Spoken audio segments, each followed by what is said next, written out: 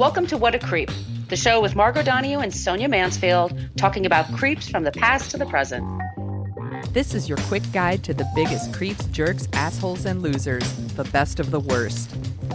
From two nice ladies who want the world to be a little less creepy.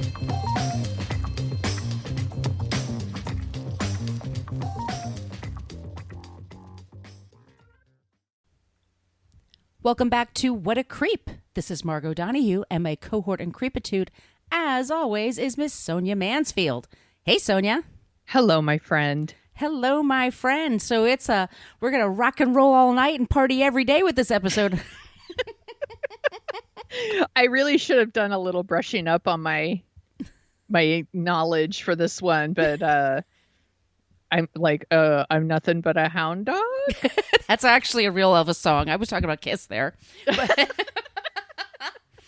I'm going to put on my blue suede shoes. There you go. There we go. Okay. A little less conversation, a little more action, please. There we go. There we go. Okay.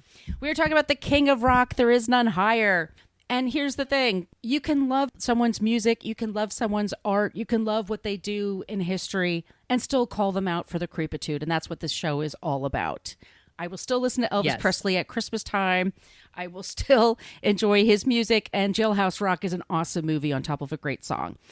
And I also just want to say thank you guys for joining our Patreon page. Oh my God, Sonia, we had a bunch of people sign up. I'll say it real quickly. Thank you, friends. Teddy, Steph, Kathleen, Katie, Shabana, Heather, and Nancy. Thank you guys so much. Sonia and I are planning our next few bonus episodes for you guys. It's going to be really awesome. So thank you so much for signing up. Just go to patreon.com. We have some affordable options. And then Sonia, do you want to tell them about our website? Yes, you can go to whatacreeppodcast.com, and it's everything you ever wanted to know about our podcast, but we're afraid to ask. And it's got links to our merch shop where you can get shirts that say What a Creep, or you can get stuff that says Not a Creep, or maybe next year.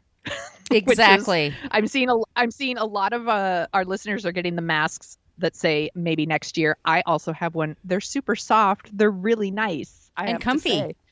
I've been very impressed with the quality through Threadless. I really like it.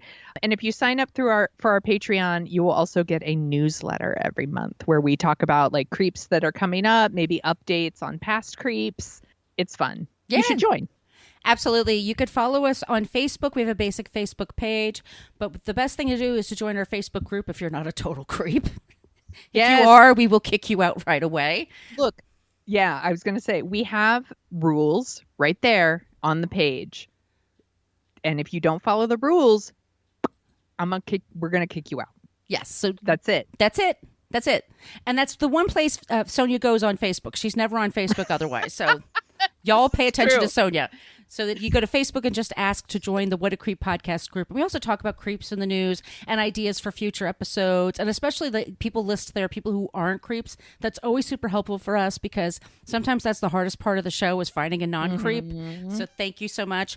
We're on Twitter at CreepPod because somebody had What a Creep for 10 years and never used it. You creep! We're on Instagram at What a Creep Podcast, and we have an email, whatacreeppodcast@gmail.com. If you would like to get some stickers, we can send them through the mail to you right away. Also, if you have comments and suggestions, a great place to do it is by email. We appreciate that if you could do that. But once again, that's whatacreeppodcast@gmail.com. And Sonia, am I forgetting anything? Have we gone through everything? Oh my gosh, I think that was everything. We're trying to be quicker about it because some of y'all... We're trying, but I am a derailer. I'm a notorious derailer at work and in my personal life. And we're recording a little bit later than usual, so I'm actually having a glass of wine as we go this time. Normally we're teetotalers when we're doing our show, but all the rules are out the window because we're talking about rock and roll, baby. That's right. All right. I'm also drinking, FYI. An IPA? It is an IPA. It is very hot here today. All right. So are you ready to rock? I'm ready to rock. Let's do it.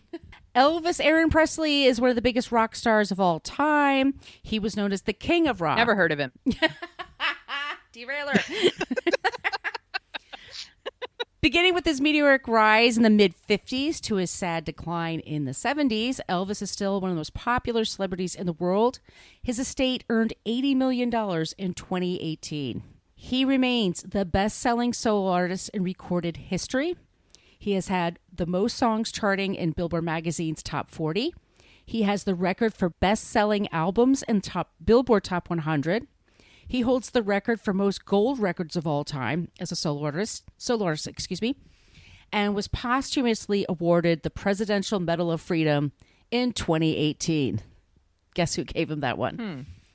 Locking up that Elvis vote. Good job. There have been literally, you guys, dozens of books and movies made about him and his life. John Lennon once said he didn't think the 60s were truly over until Elvis's death. Bob Dylan described hearing Elvis for the first time as feeling as if he were busted out of jail. His sexy on-stage presence set America and the world on fire. The world is filled with Elvis impersonators. Mm-hmm. He was also a major creep when it came to women, Yes. with much of his time focused on girls as young as 14. He could also be a mean asshole to his close friends, associates, stage crew, and family. So let's get to it. I just want to say the trigger warnings for this: sexual assault, predatory grooming, and drug use. We have a little bit of help from our friends from Wikipedia, Vice. I wrote the book. I didn't write the book, excuse me. The book, A Southern Life by Joel Williamson. Maybe the wine wasn't a great idea. No, it's always a good idea. Elvis Presley, A Careless Love by Peter Garulnik. Elvis and Me by Priscilla Presley. And just so you guys know, if you follow my other podcast, Book versus Movie, we're going to devote an episode to that in November. Elvis and Me by Priscilla Presley and the TV movie, which you can only get a cheap version on YouTube, and it's fantastic. Can't wait. Ooh, when did that come out? I totally remember this, but I think it's like 1990. did it come out? It's pretty great. There's also the Elvis blog run by Phil Arnold, the original Elvis blogmeister, as he calls himself, and the Daily Mail. All right, are you guys ready? Let's do it. Elvis was born to Gladys and Vernon Presley on January 8th, 1935 in Tupelo, Mississippi. His twin brother Jesse arrived stillborn 35 minutes later. He had a very close relationship with both of his parents, but he described himself mainly as a mama's boy. He felt Jesse's absence throughout his life. It's just one of the traumas. He's had a few traumas. Look, we talk about the good and the bad with these people. Yes, we do. His family life was chaotic. His father kept losing jobs and uprooting the family. Vernon actually spent some time in jail for altering a check. Elvis's mother and his grandmother, Minnie Mae Presley, he called her Dodger, completely doted on him. Dodger. Because one time he was mad at her. He was like 5 years old and he threw something at her and she ducked to the floor really fast. So he started calling her Dodger. It's actually kind of cute. I think that's cute. That is cute. Yeah. When he was 10 years old, he received a guitar for his birthday and he took to it rather quickly. Never had lessons and could never read music. Neither can Paul McCartney, by the way. He also entered a few singing competitions, mainly at churches. He grew up very, Baptist and those kind of churches. He entered a few singing competitions, but was incredibly shy and scared to perform in front of a crowd. His favorite music was gospel, hillbilly, and the blues. By the time he was 16, he would play during lunchtime at the school cafeteria where some boys teased him for being different and girls totally swooned. Right? Yeah, who cares what those boys think? Right? He was awkward because he had a bout of acne that lasted for years. I never knew this because he's so beautiful. Yeah. In his senior year, he entered a minstrel show. You guys can look that up. It's a very not great thing. But he soon became known as the talented kid with good looks and good taste in music. He also had sideburns before everybody. Before 90210. Exactly. Elvis had sideburns, y'all. In 1953, he graduated high school and held a few different jobs, which he failed at each time before trying his hand at being a musician full-time. He went to the world famous, Sun Records, run by Sam Phillips, who started the careers of Johnny Cash, Carl Perkins, Roy Orbison, and Jerry Lee Lewis, who was a past episode of our show. Mm-hmm. He was desperate to be discovered, and he hated the pop tunes at the time, like Pat Boone and Rosemary Clooney. It just was not for him. Not for him. Not for him. Because there's no slight on Rosemary Clooney. She's rad. Yeah, Pat Boone sucks, but Rosemary Clooney, we love her. We actually talked about her in one of our episodes. We did. In a good way. She was a not creep. Yes. He wanted to introduce black music to a wider audience, which is what one gets to do when they are white. And he infused it with his country and hillbilly sensibilities. One day he was at Sun Records and he and his friends were goofing around and they played with the blues song. It was called That's All Right, Mama. Elvis started dancing around and playing the guitar and just being really silly. And Sam Phillips could hear, once again, we've said about this other people before, he could hear the sound of money being printed and went right to record him right away. Now, just long story short, Elvis really hits it big pretty damn quickly. He puts out hit records. He tours all over the South with his new sound. But at the same time, the South was heavily segregated. So for a lot of his white audience, they're like, ooh, this is a new sound, this rock and roll. Yep. It'd been around. But he brought it out. I mean, he was a great showman. And he caught the eye of music promoter Colonel Tom Parker. He became his manager and basically created a contract that Elvis will be left with extraordinary little amount of money when all the paperwork was done, that the Colonel got most of the money. He will be his own episode one day. So just stick a pin on it for that show. Between 1956 and 58, his popularity rose as he appeared on the Milton Berle Show, Steve Allen Show, and finally the Ed Sullivan Show. And Ed Sullivan thought he was too vulgar and would never have him on. So crazy to me.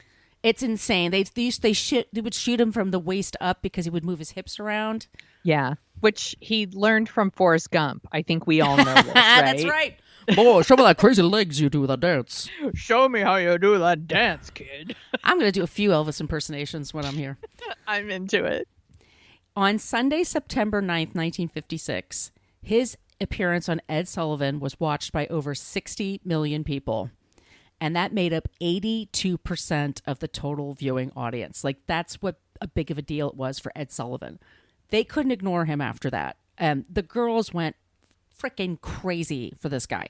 You look at Elvis then. He's beautiful. He is. So handsome and so talented and has so much freaking charisma. And he really wanted to be a movie star too. Why not? Mm-hmm.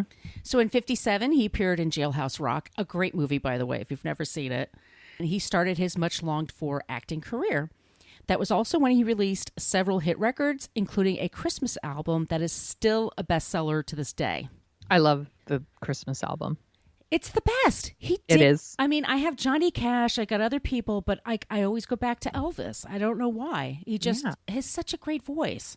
He does. And that's a really good album. Let me ask you a question. Here comes the derailer. Go. Do you think Elvis is a good actor? No.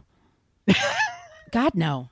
Do you remember Eddie Murphy used to have an old stand-up routine where he would say, Elvis was so great that we let him be in movies in which he couldn't act. I liked his Eddie Murphy talking about Michael Jackson. He just said, yeah, not the most masculine man you'll ever meet. That was funny shit in 83, guys. It really was. But the Elvis stuff was pretty funny. But yeah, those movies are actually really fun, but he's not really an actor. And that's okay. Because he's playing Elvis. It's fine. Well, so the following year, he's doing all this stuff. He's getting super famous, and then he gets drafted into the army. And the colonel was like, this is actually a good thing because we're not at war, so you're not going to be in danger, and you're going to look like a patriotic American, because everywhere he went, they said he was vulgar. Mm-hmm. And he was winding up singing gospel songs on some of these shows just so they didn't think he was a total lunatic. Which is crazy because what he was doing was so by today's standards, it's downright adorable. It's like someone moved his hips around a little bit. So, oh, how naughty. It's so naughty. He made girls think things. What? Yeah, because they weren't already thinking things. Sure. And by the way, Sinatra had done this about 10 years before. Yes. So anyway, so while he's stationed in Fort Hood, Texas, and this is so sad, Elvis's mother, Gladys, died of heart failure. It was basically due to alcoholism. Oh. And she only started drinking about 20 years before, so she was drinking a lot to get to. Oh, my gosh. Yeah. He was completely devastated. He supposedly, they had to hold him back. He almost fell onto her casket. Like, he was completely distraught. He was then sent to Friedberg, Germany. I think that's how you pronounce it. I'm sorry if it's wrong, Germans. His father came along to help him and create a home off base so he had a place to hang out. His dad brought his new girlfriend with him. This was like just a few weeks after Gladys died. Okay. Elvis was not happy. Yeah, that's awkward. It's fucking awkward. And oh, by the way, we curse on the show. We get salty. Fuck yeah, we do. While he was in the army, Elvis was introduced to pills for the first time. I can't believe he wasn't introduced to this before, but this is where he swears it happened. He was introduced to taking pills to keep alert while he was on maneuvers, which is such a great thing to think about, like people that are armed on speed. Super awesome. I feel safer already. But here's the things Elvis did. He donated his pay to charity. He bought TV sets for all of the bases. He bought extra fatigues for everyone in his outfit. That's pretty rad. And he would also, like, people, like my dad knew somebody that was there with Elvis. He's like, yeah, he would pay people to make his bed. And my dad was like, if I had money for somebody to make my bed, I would too. And he says, but he would pay him like $20, which is a lot of money. Right. You know, so he was generous. But all the TVs were showing Elvis movies, right? Oh, God, wouldn't that be terrible? That would get tedious after a while. Yeah. All right, so now on to the creepy stuff, you guys, because we got to do it. Yeah. Elvis had a few girlfriends at this point, and he seemed to put them in two categories, the virgins and the whores. He liked dating young teens and would often just, according to him and according to the people around him, he would just kiss and make out with them. Sure. Right. He preferred to have actual sex with women his own age, but he never hung out with women his own age. He would spend hours and hours and hours with really young girls. And he had a few flings with women more age appropriate, but that was mostly his thing. And it was like 14 was the number. 13 was just a little too young for him. It was 14. Gosh. That's so crazy to me. 14 is young. So young. So young. Even like people will be like, well, back in the day. I'm like, no, 14 was young then too. And we'll get into Priscilla in a second, but a lot of people also like this is, I don't know if we've ever talked about this before, but people also say things like, well, girls mature faster than boys. I'm like, yeah, sure. No. No. They do, but still, no. But no. We don't play that game here. No. So back in Hollywood, when Colonel Parker wanted Elvis to take out the big Hollywood starlets of the time, it was all for publicity, right? To get your picture in the papers and shit like that. He had a date when Elvis was 21. He had a date with an 18-year-old Natalie Wood. What is hotter in the world than an 18-year-old Natalie Wood? I mean, she was always gorgeous, but yeah, she's so beautiful. So beautiful. She's one of my favorites. Later, she complained to Colonel Parker and his crew. She goes, hey, how come your boss wouldn't do it? She was all hands and no action. Now, to be fair, I would also say those things. Oh, absolutely. Yeah, because he, like you said, gorgeous. He's so beautiful. He claims one of his things is that his mother like coddled him a lot. You know, if it's not one thing, it's your mother, right? Mm-hmm. And he said that was a part of his problem. And also the part was that everybody thought he was a sex symbol, that he'd be really great in bed, and that made him insecure. Mm. Like he didn't have to practice like the rest of us, like, right? I know. It's. I can't believe he even thought about that. I'm sure it's something he came up with later, but anyway. I'm sure it is. The action he preferred was young women. 14 was the lowest age, and one of the things he liked to do is to have the girls get naked and have pillow fights, and then he would just keep his underwear on. So that didn't make it weird. And that is what? Once again, he swears up and down, and a lot of these girls swear. He made out like crazy. He would make out for hours. He would do everything but, right? Mm-hmm. So he's great at foreplay, apparently, which it's its own reward. I mean, I'm not knocking foreplay, but at some point, you know, where's the action? Anyway. Yeah. But he would have these girls do pillow fights. He would stay up all hours with these girls, like super late at night. It creates intimacy with people at a very young age. Mm-hmm. And it's just weird. And there's a lot of stuff related to Michael Jackson, which we may or may not talk about one day. His fans are insane. So let's just keep it there for now. Yes. Also in Hollywood, by the way, he had set up a two-way mirror system up in his home. So his friends, known as the Memphis Mafia, could watch him having sex and playing around with the girls. Ew. Yes, he did. Yuck. Also, what's up with his friends? Okay, so the Memphis Mafia was a bunch of his buddies from Memphis. They basically devoted themselves to him. And they went with him everywhere he went. He was in Germany, he's in Memphis, he's in Hollywood, he's at Palm Springs, wherever. They went with Elvis. They were paid very generously to be his friend, basically. They laughed at his jokes. They helped him with his speed. They helped him get the girls in and out of the place. And they helped keep the cops and the press away. And they watched him have sex with girls through a two-way mirror. Sure, that sounds fun. And if Go ahead. I was just going to say, like, what'd you do last night? Oh, I was over at Elvis's. I was just like watching him bang some chick through a two-way mirror. What'd you do? I live my life. What the fuck? Well, it gets Who are even these people. It's even more messed up because if Elvis wasn't, it's like a lot. It's what rock stars do or did.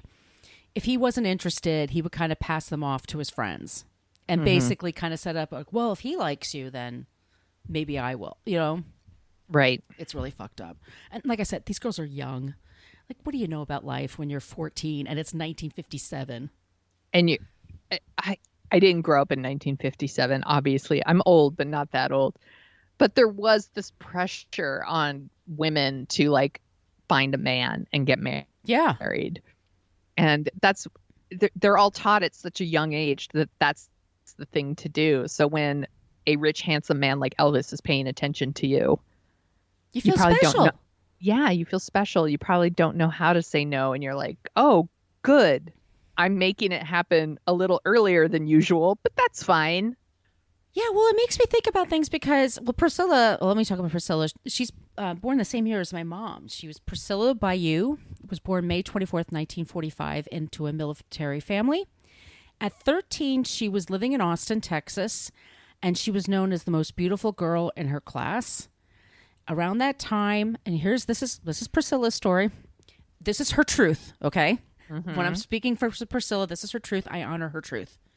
But she said when she was about 13, she found out that her father was actually her stepfather and that her birth father died a couple of months after she was born in the war. And her mom remarried like a couple of years later. It upset her so much because she didn't look like her other siblings. Like she kind of always felt a little different from them. Right. That she became more rebellious. When the Bayous, when he was transferred to Germany, Priscilla was like, oh God, if this happens and I got to move to Germany, here I am in Texas where, in Austin, where it's beautiful weather. I'm the best looking girl. I have like everything going for me. And then she hated Germany. It's cold. She didn't know the language. But anyway, she goes there and here it gets creepy. Wait, like it wasn't creepy already. Yeah. So one day Priscilla's hanging out at a local club that's for servicemen and their families, and it's after school, and she's with her 10-year-old brother. She is 14. According to Priscilla, a 27-year-old man named Curry Grant introduced himself to her. Curry Grant? Currie. Okay. I don't know what that's short for. Yeah. Asshole. It's Indian for asshole. Wait till you hear this guy. He was a married airman and he was friends with Elvis. He asked if she wanted to meet the king. And basically, he was one of the guys that Elvis asked for him to procure young girls for him for his party pad off base. Curry turns out to be a total fucking loser on top of everything. He's just a scum. Yeah. He asked if she wanted to meet Elvis. And she's like, duh, yeah. What 14-year-old girl in 1957, 58 is going to say no? Right. And she's there with her brother, like having a soda, like her 10-year-old brother. He says, okay, I will pick you up and I'll take you there. And she says, well, where is it? It's like an hour away or something. And he goes, I'll pick you up like at 8 o'clock. She says, well, no, I have a curfew. And he said, he's like, okay, Let me meet your parents and talk to them, and I'll explain everything, and I'll have you home in time for your curfew, which was 11 p.m. Priscilla's 14, Elvis is 24. So Curry manages to talk the parents into letting her do it. And I think they all still felt guilty and bad because of the things she found out and moving to Germany, and she was lonely. So I think they were like, throw her a bone, like, okay, let her do a thing. You know, meet her Also, idol. It's Elvis. I mean, I would. Yeah. You'd be a monster to not let your kid at least like say hi, right? Yeah. So Elvis liked her right off the bat because a lot of her reminded him of his mother.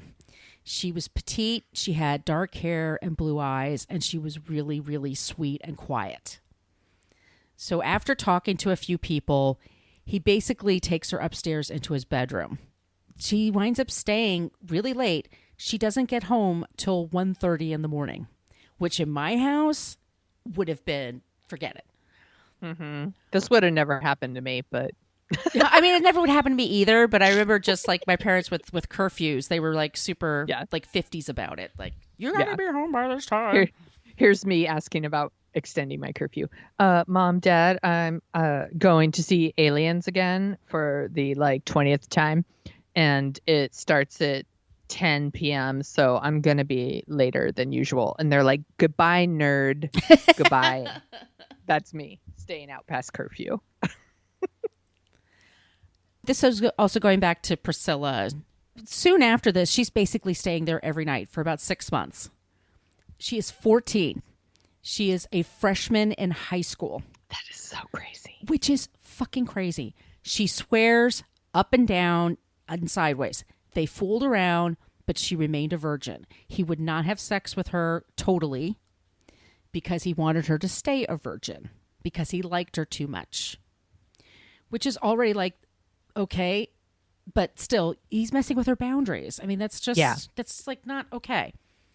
When a friend asked him why he wanted someone so young, he says, because he can train her up any way I want. Yep.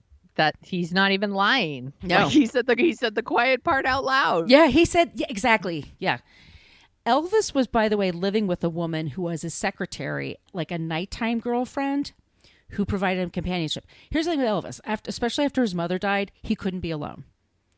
He had a voracious appetite for sex. He was constantly juggling women. And her name was Elizabeth Stefaniak. She also said she was 19. She was really old. So old. 19. Jeez.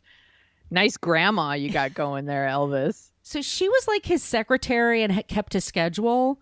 And then her job was when Elvis did have sex with a lot of women from the town, like they were, older, like, really old, like 20-year-olds or something. But when he was done having sex with them, he would knock 3 times. And I realize now that's a song, Tony Orlando. Mm-hmm. But he would knock 3 times on the wall. She was in the room next door. She would come in and then lay next to him for the rest of the night after he just had sex in that bed with somebody else. Oh, gosh. And one of That's a job. Well, one of the authors, like, I'm sure she could smell the perfume from the woman. Like, I'm Right. sure she could smell and feel a lot of things on that side of the bed. Like, are you kidding me? All right. Maybe I'm too gross. Okay. No, I was just, No. I'll go there. I don't care. He's like, hey, like, spoon me and sleep in this wet spot. Yeah, exactly. Such an asshole. Such an asshole. Only an asshole makes you sleep in the wet spot. Ladies, Also, gentlemen, we're dirty. keep that we're in mind. dirty on the show. Yes. We're dirty on this show. Sorry, everyone. Not sorry. Not sorry.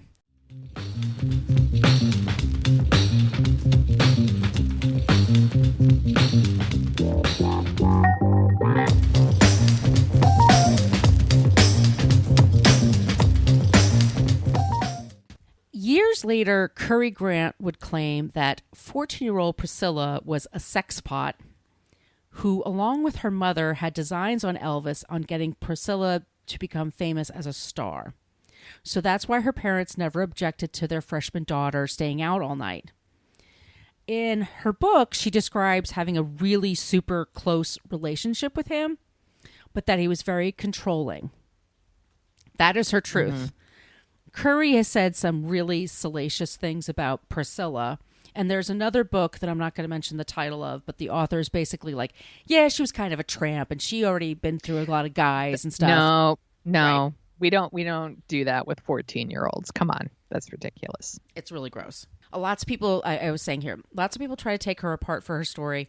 I'm not going to do that. That's her truth, and I have no reason not to believe her. 1960, Elvis is discharged, and back into the U.S. to pick up where his career left off. And he splits his time between Memphis and Hollywood, where he makes a string of mostly forgettable movies and music. This is not his creative peak, but he's successful.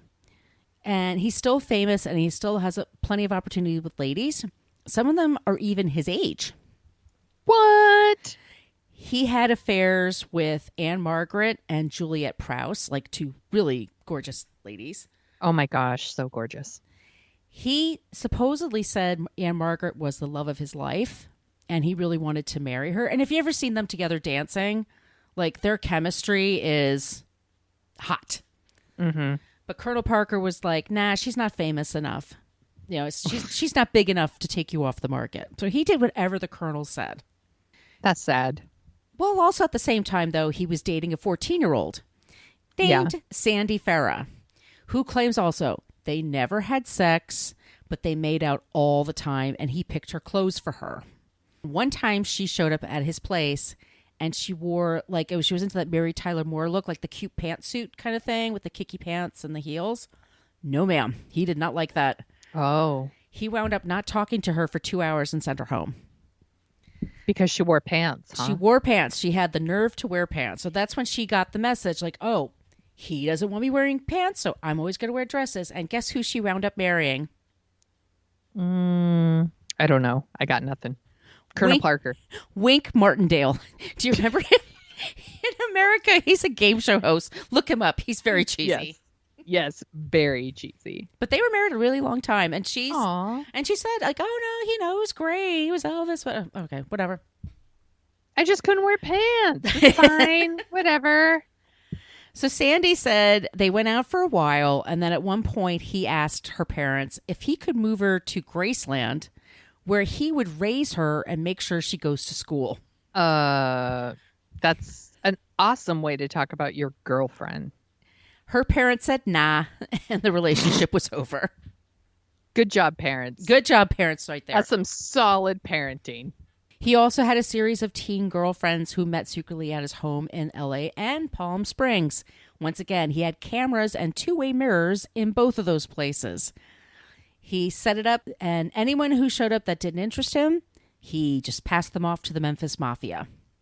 Wouldn't that be child pornography? Fucking A. It's gross, yes. Yeah. Okay. Just throwing that out there. Yep. In 1962, he invited Priscilla to live at Memphis at Graceland while she attended her senior year at a local Catholic school. She was almost 18, so her parents let her go. Over the 2 years that Elvis was gone and she went to visit him once for Christmas, and then she came back and she had like a beehive haircut, a hairdo, and messed up makeup, and her parents were just furious. Like he took her to Vegas or something. She was like really old by that time, like 16 or 17. You're so old. But she wrote him letters. She said she wrote him letters every single day. He only responded sporadically, but he always said he loved her and that she was special.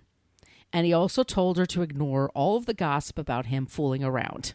Mm-hmm. Don't believe your eyes. Don't use your good sense. Your Don't common trust sense. Your gut. Don't trust your gut.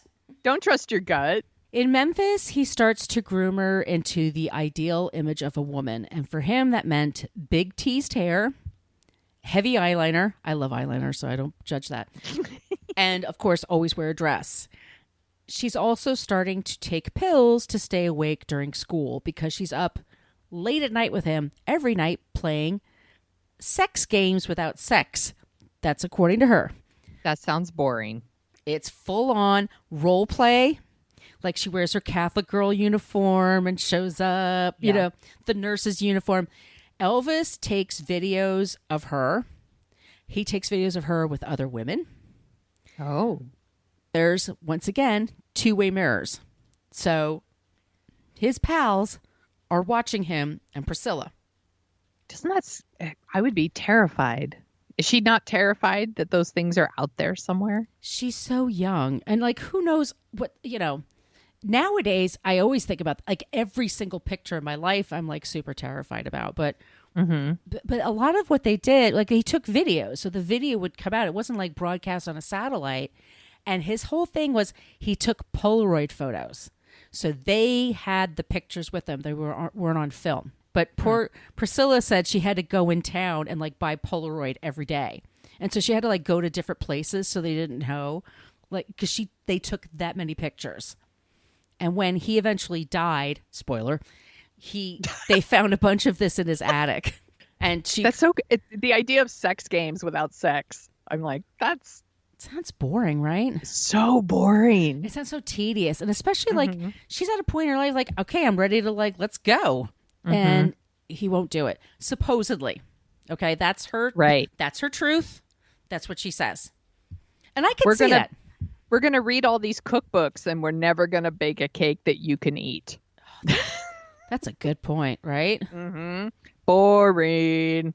Let me see. Oh, so this goes on until 1967 when Elvis is actually, there's starting to be mentions in the press about Elvis having a drug issue because he's taking a lot of pills to stay up, to go back to bed, that kind of thing. And Colonel Tom Parker's like, you know what? You need to get married. And that's going to change your image. That's what you need. Because his films aren't doing as well. He hadn't had a hit in years. Colonel says, propose to somebody. And so he does to Priscilla in 1966 at Christmas. And by the following May, they're married in Las Vegas. And her hair is so close to God, it's ridiculous. So how old is she? 18 at this point? She's 22. Okay. But she says, this is her truth, she was a virgin until their wedding night. And then that wedding night was great. She got pregnant during her honeymoon. All right. Lisa Marie was born February 1st, 1968. Now, despite marriage and Lisa Marie, Elvis is still miserable. Like I said, his movies aren't doing well. He hasn't had a decent hit in a while. And he just feels left out because there's the Beatles, there's James Brown, there's the Rolling Stones. He felt super uncool, which was like death to him. Right? So he decides to take a gamble and create a nighttime TV special. It was supposed to be a holiday special, December of 68. And Elvis started training to get into shape again. He got kind of fat and a little whatever. He decided at some point creating this special, like, you know what? I'm going to lose the weight. I'm going to fit into my black leathers again. And I'm just going to play my old hits. And I'm going to have a crowd around me, like singing in the round. And it's just going to be me and the music. And that's all it's going to be. This show was such a big hit. It was like a 60 share with the audience. And if you see Elvis 1968 special, look it up for yourselves. It's the precursor to MTV Unplugged. It's great. Yeah. He looks amazing. He's never been better looking. He's gorgeous. And it was the big comeback that he wanted. And he said to his Colonel Parker, he's like, from now on, I'm not going to record any music that I'm not proud of. Well, sadly, his addictions start to take over. And the next 10 years are just really up and down. He records some great music, but he's still taking a lot of pills. And he's also starting to play with guns, and he's super paranoid. He decided one day, 1970, I think I'm going to meet with Richard Nixon in the White House. So, God. He decided no appointment, by the way. Elvis just showed the fuck up with sure, his gun. He's Elvis. And he was he's armed. Elvis. He had a gun on him. And Nixon was smart enough to be like, well, I think the kids think this guy is cool. Let's take a picture. Who gives a shit? Elvis, by the way, there's no irony here. He really thought that drugs prescribed by doctors were okay. Well, there's still a lot of people that think that stuff. That's true. And he was never a big drinker because of what happened to his mom. So he thought he was fine. Then he started his Vegas act. He started wearing the sparkly jumpsuits. There's all the pageantry, glory, glory, hallelujah. Like he had a whole section. And the weight gain. Yeah. And he just became this really weird version of himself. And he had, like, once again, tremendous great press. And like things like Rolling Stone magazine, which was cool at the time, and other things were just like, oh my God. And he put out really good music, like Suspicious Minds is a good song. Burnin' Love, Hunka I love Hunka that Burnin' song. Love. Oh, it's the I love best. those songs. But his stage show was just so over the top that his young fans were completely turned off. And so it was just like the old ladies showing up. He and Priscilla divorced in 1973, and he continued to see women constantly, but they were usually about 20 years old at this point. Oh, wow. Yeah. You know, 20, they're practically old. So here's this is sad.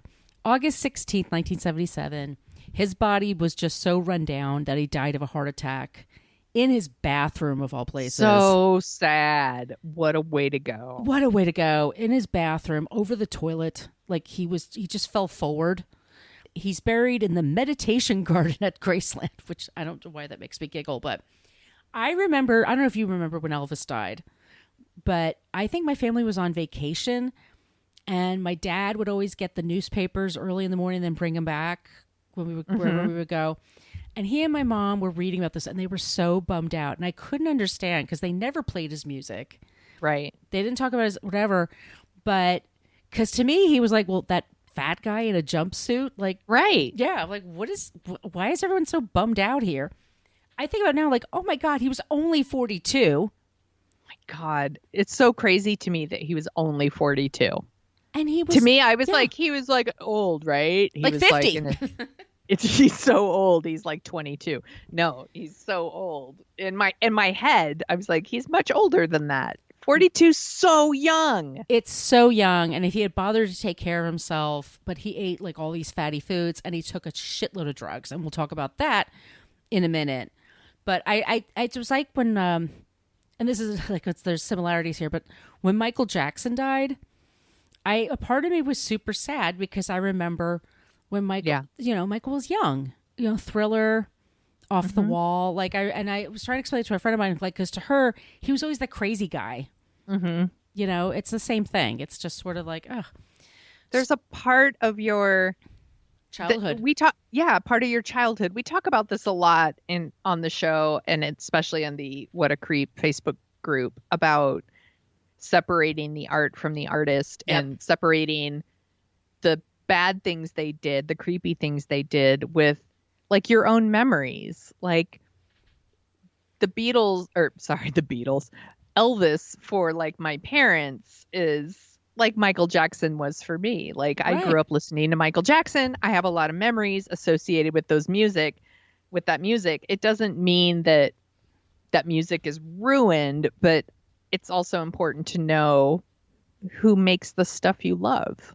I remember running home from school, like running up, it was the top of a hill, running home to watch MTV to see Beat It or to see Thriller. Oh, totally. Or see, oh my God, Thriller was every hour on the hour. Yeah, that's Such what they a big used deal. to, and it was huge. I mean, it was just, you had to wait, because we didn't have a VCR. We had to wait for it. Like it had to exist in real time.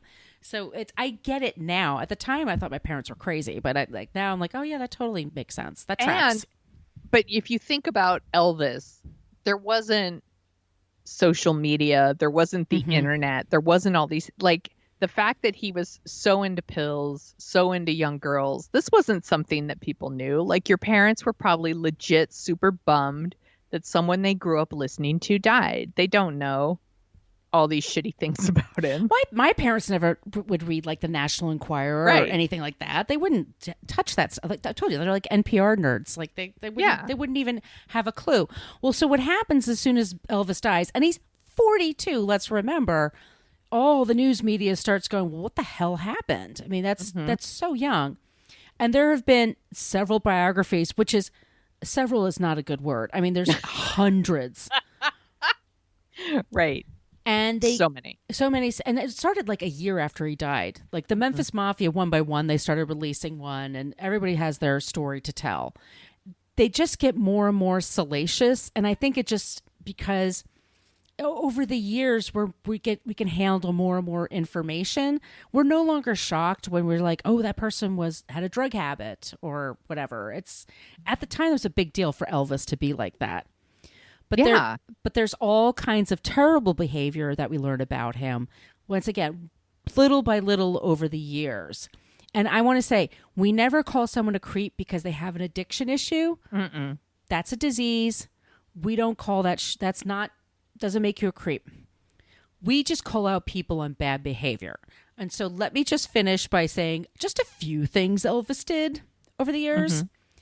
In 1954, he was having sex with a girl, an actual girl, probably like 18, and the condom broke. Elvis was in such a panic that he took her to the hospital and left her there to deal with it. And he just said, give her a douche or something, and then went back. Just left this girl. Cool dude. Yeah. In 1954, by the way, he had a 15-year-old girlfriend named Dixie Locke. He was 22, and he called her all the fucking time.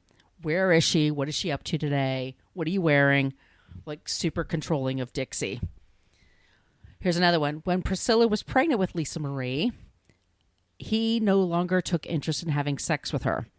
So according to Priscilla, she waits 8 years, whatever, to have sex with him. They finally do. She finds out she's pregnant, then he's turned off by her. That sucks. Did she try sex games?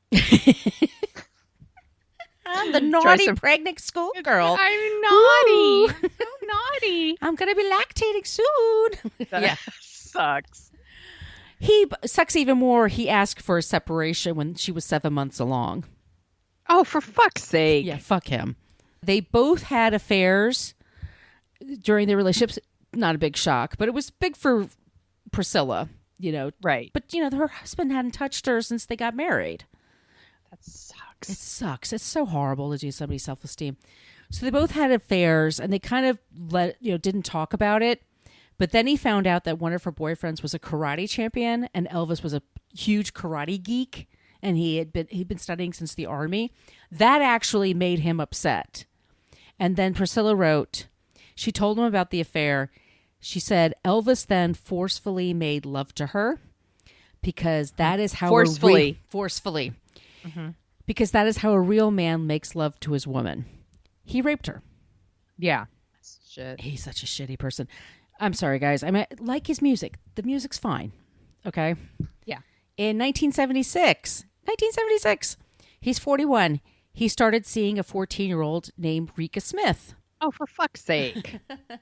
But she says he never took advantage of her. After Rika, he started seeing a 21-year-old beauty queen named Ginger Alden. And they got engaged, and she moved right into Graceland. And she said in her memoir that she was always scared because he played with guns all the time, and he was on pills. So sometimes he's on downers, sometimes he's on uppers, but he was getting more and more paranoid.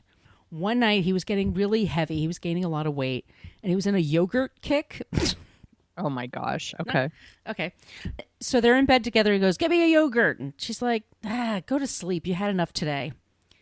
She wakes up a few hours later to the sound of a gunshot, and it's Elvis firing a .57 Magnum at a young boy that was chasing Lisa Marie with a water gun. Oh, my God. Yeah. So Lisa Marie's just like playing with her friend in the yard, and her dad's like shooting out the window. Jesus Christ. Elvis liked to shoot things, including televisions, which freaked out the Memphis Mafia. He would get mad at a football game and just shoot the fuck out of a TV screen. That is insane, dude. Get a remote. Get some therapy. And then they would have to like get rid of the TV. And TVs back then were enormous and heavy. Like It was like a piece of furniture that you had to carry. It was a big deal to get a TV. You know, it was like they were heavy. Yeah. So they'd have to get another one. They always looked like an idiot. Going back to 1956, if we can, Jacksonville, Florida. Elvis noticed a 14-year-old, Jackie Rowland, in the audience with her mom. They were both invited backstage, and her mom's like, oh, that's cool. You know, my kid's a fan. I'll take him.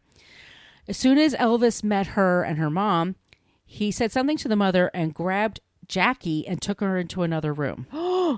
So her mom was like, bullshit, and started like forcing herself around the Memphis Mafia and had kind of like fight them off. And she gets into a room, and Elvis is in there making out with her daughter like she was a grown-up. And her mother's fucking furious, like grabbed her kid and says, we're out of here. Now, Elvis whispered to Jackie, when you grow up, you are going to be mine.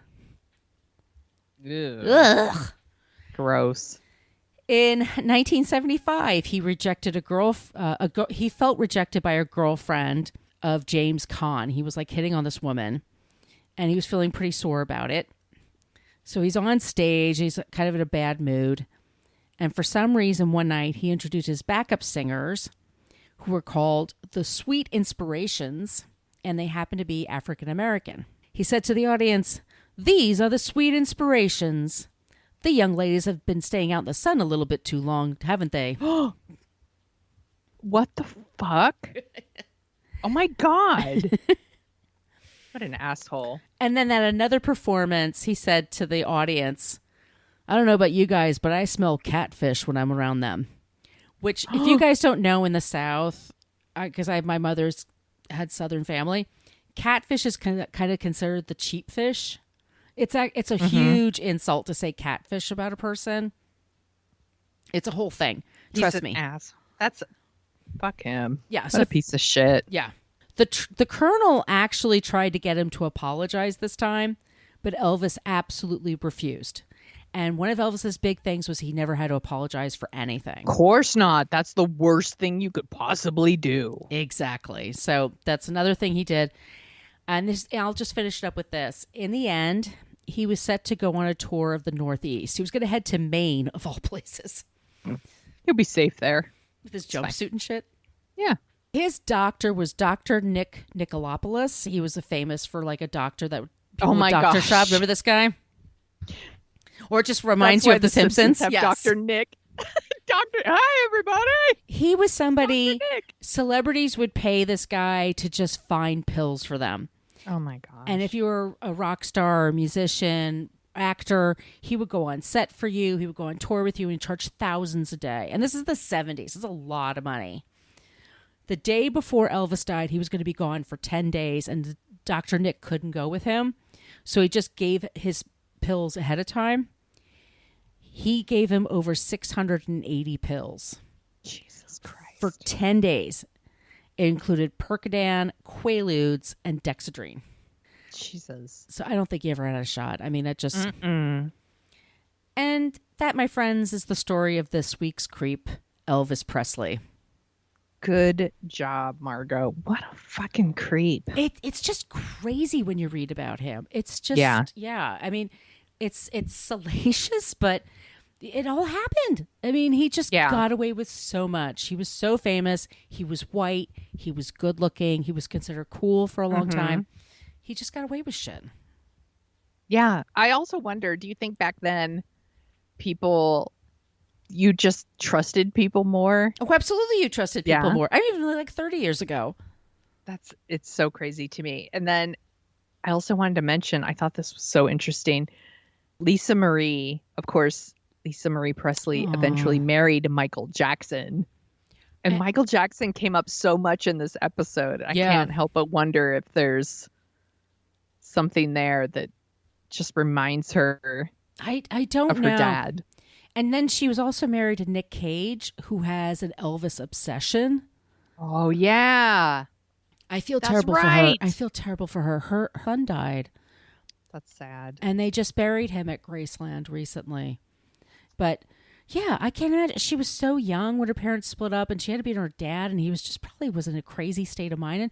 And you love your dad. I mean, even though with the fuck up, you love them. And she looks so much like him. Oh my God, it's so crazy. She could play Elvis in a movie. I think at this point everybody has. I mean, I have my favorites. Do you remember there was a TV series called Elvis at Young or something like that? It was Elvis Presley. It was the guy who was in Hairspray, right? He was the boyfriend of Tracy. Yeah. Super handsome. And they made Elvis seem like he was such a sweet little hick boy. Like, oh, he just loved his mama and singing. Like, that was Elvis back then. Fuck no, guys. No. It was on from February 6th to May 19th, 1990. Oh, my God. Did you watch it too? No, I just looked it up. Oh, okay. I was just because I was like, I totally remember this was the thing. Yeah, they were good shows, but like I think about it now, I'm like, it's total bullshit. Like there's no, exactly. Yeah. Never mind. There's also a TV movie with Kurt Russell, right? There's Kurt Russell played Elvis. There's a few famous. There's David Keith. That's right. He played him in a movie with the guy Charlie from 18 Again, the original with George Burns. and he played Ferris Bueller in the TV movie. There's Elvis has been in a lot of movies. He's a very interesting character. Who wouldn't want to play Elvis? Yeah. But so before every actor in Hollywood wanted to play the Joker, they wanted to play Elvis. Yeah, they still do, I'm sure. Yeah, Quentin Tarantino's version of Elvis is going to be so much like, oh, he couldn't help it. It's going to be gross. Yeah, it will be. Do you want to hear about someone who's not a creep? Yes, please. Let's go. Oh, okay. So someone who was quite popular at the same time as Elvis is a singer named Brenda Lee. And Brenda Lee sings rockabilly, pop, and country music. She had 47 hits during the 60s, and she's really only surpassed by Elvis, the Beatles, and Ray Charles. Holy shit. I know. She is known for her 1960 hit, I'm Sorry. So if you probably have heard that, it's like, I'm sorry, so sorry. And then 1958's Rockin' Around the Christmas Tree, which is a total classic. And she was 13. Oh, my God. 13 when she recorded that song. And I love that song. I like Christmas music. I don't care what anybody says. I love Christmas music. I do, too. You and I are the same. Yep. She is only 4 feet 9 inches tall. She's quite little. And she received the nickname Little Miss Dynamite in 1957 after she recorded a song called Dynamite. She was 12. She's one of the earliest pop stars to have a major international following. She is in the Rock and Roll Hall of Fame, the Country Music Hall of Fame, and the Rockabilly Hall of Fame. And she's the only woman to be inducted into both the Rock and Roll and Country Music Hall of Fame, which I think is fucking bananas. She also received a Grammy Lifetime Achievement Award.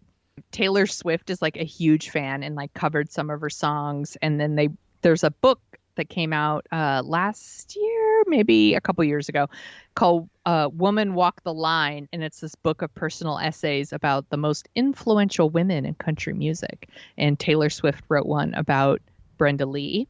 And Dolly Parton said, Brenda is one of the greatest entertainers ever, but I think I like her mostly because she's the only person I know that I'm taller than. And honestly, the reason I picked her for Not a Creep is because she was a child star. She seems very well adjusted.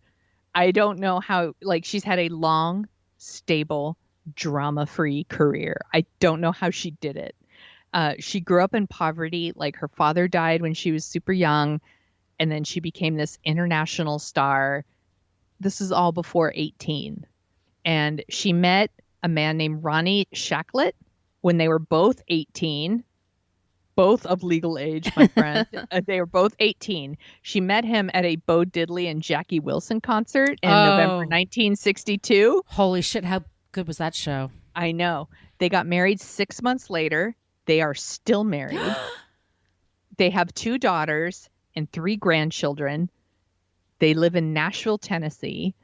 And she is, by all accounts, a really good person, almost like an unofficial mayor of Nashville. Everyone in Nashville knows her. She'll be eating at the Cheesecake Factory, and people will be like, excuse me, will you sign this for me? And she'll always sign autographs. And she's also this huge fan of all these people that she used to perform with. So she has all these photos of her when she performed with Elvis, or years later, apparently she toured at one point with Jerry Lee Lewis, and then she called him years later and was like, I never got your autograph, and got his autograph. She collects all these things like a fan, which I think is so funny. And she continues to perform. And she says that her life now is just a regular day, that she has kids and grandkids and a husband and a house, and that she'll wake up early and do chores and fix lunch for her husband and play with her grandkids. Oh, and my God. And she has an 86-pound rescue dog that they call Little Girl. I'm done. And that's our creep, or not a creep, Brenda Lee. That's amazing, Sonia. I that's my favorite. Rocking Around the Christmas Tree in the holidays. Yeah. Forget it. It's so good. I had no idea she was 13 when she originally did that song. That's insane to me. Her voice Her voice, she doesn't sound because at 13 you're thinking it's going to be like rocking around the Christmas tree, like the Chipmunks or something, and it's not. She sounds like a woman. It's creepy. But it's awesome at the same time. But no, I love that song so much. It is a really good song. I forgot to mention that there's a band, I don't know if you've ever heard of them, but when I was going to San Jose State in the 90s, there was a band called Dred Zeppelin. Oh, yeah. Oh, yeah.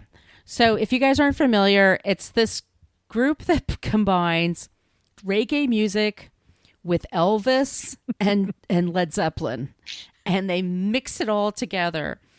It's one of my favorite shows I ever saw in college, and the guy that was the lead was Tortelvis, and he was this big Elvis impersonator type. He would sing, and they would like I said, they would mix up like Heartbreaker with Heartbreak Hotel. Yeah. And then his whole thing was like he would shoot his fingers into the audience like guns, like Elvis would do, and then he would shoot him back. It was bananas. But I was listening to Dred Zeppelin the other day, and it so made me smile. It's so goofy and wonderful. Yeah. So I would definitely recommend you guys, if you've never heard of Dred Zeppelin, look them up. Look them up. Have you ever seen an Elvis impersonator? Oh, yeah. I live in New York, so there's all kinds of impersonators, like in Times Square and stuff like that. Mm-hmm. But I've never gone to a show. No, I've never gone to a show either, but I've definitely been out here in San Francisco, and you'll run into an Elvis impersonator, and I'm like, what the heck is happening? I don't understand. But they're just chilling. They're just walking around, like, singing their Elvis songs on the corner. I'm like, sure, why not? Is it Honeymoon in Vegas with Nick Cage and all the Elvis impersonators? You know, the little one is that there's a little kid. That's Bruno Mars. I didn't know that. I just read that the other day. That is so interesting. There's so many movies where people were being an Elvis impersonator is a thing. There's also like 3,000 Miles to Graceland with Kurt Russell again. And Kevin Costner. And The Firm. The Firm, that Holly Hunter's husband is an Elvis impersonator. I totally forgot that. Oh my gosh. It's a whole thing. I'm going to endorse people's skills for that on LinkedIn. Yeah. You're an Elvis impersonator, Margot. I'm going to LinkedIn right after this. I dare you. Okay, here it is. Ready? Priscilla, go get me a peanut butter banana sandwich. No, that's not good. I'll work on it. I think it's pretty good. Priscilla? Also, I would like a peanut butter and banana sandwich now. Thanks. Like raisin bread? Oh, that sounds so good. I know. Damn you, Elvis! He's not perfect, you guys. It's okay to call people out on their bullshit. You can still enjoy the music. That's the whole point. Exactly. Don't get upset. Cool your jets, everybody. All right, so that's the end of this episode. Please follow us on all the things, and especially if you use Twitter. If you use the Annie Potts GIF, we got one from Ghostbusters. Somebody else posted something actually recently. I want to remember which one had What a Creep, but I can't remember what it is now. I'll remember it next time. It was either on Facebook or on Twitter. Somebody posted something. I'm like, God damn it, we should learn that one. But anyway, we're on Twitter at CreepPod. Join the Facebook group. Send us an email, whatacreeppodcast@gmail.com. If you could leave us a 5-star review in iTunes, if you listen on Apple Podcasts, that would be totally amazing, and it would help us with all the trolls that try to leave us 1 stars and get all upset with us. So if you could do that. I don't like ladies. 1 star. Somebody call us Karens, for God's sakes. Really? I know. 2 Karens, 1 point of view, 1 star. All right. So, Sonia, where can they find you? You can find me at thesoniashow.com and The Sonia Show on Twitter and Instagram, where I post photos of beer and bread. Margot, where can people find you? I forgot to mention about Dorking Out. That's our other show. If you like the sound of our voices, we have a show called Dorking Out, where we dork out mostly about movies. Our next movie is going to be Death Becomes Her. I'm super psyched to talk about that. I'm glad we're doing a horror comedy. That's going to be super, super October. Super October. So follow us there for Dorking Out. And you could find me at Brooklyn Fit Chick, mostly for Twitter and Instagram. And my blog is brooklynfitchick.com. And we will be back next week with a new creep. We're in season 8, Sonia. And I don't know about you. I keep moving my list around, like what I'm going to cover next. I know. I'm not don't actually name anybody because I might change it. Yes. Until then. Thank you for listening to us talk about creeps. You can follow us at What a Creep Podcast on Facebook, Twitter, and Instagram. But don't follow us too closely. You can email us your creepy stories at whatacreeppodcast@gmail.com. But please keep your dick pics to yourself.